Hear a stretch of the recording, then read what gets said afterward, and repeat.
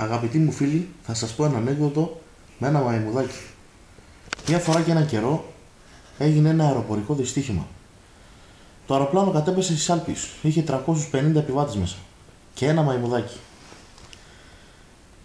Τέλος πάντων, το αεροπλάνο έπεσε, πεθάναν όλοι και έζησε μόνο το μαϊμουδάκι.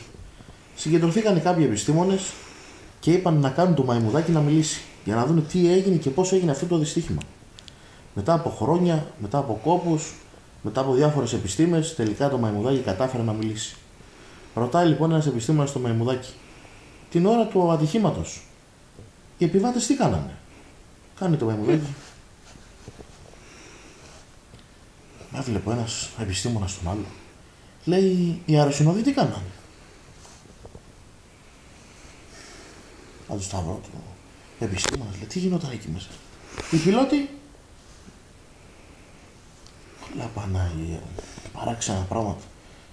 Καλά, λέει, όλοι κάνανε κάθε, εσύ λέει τι έκανες?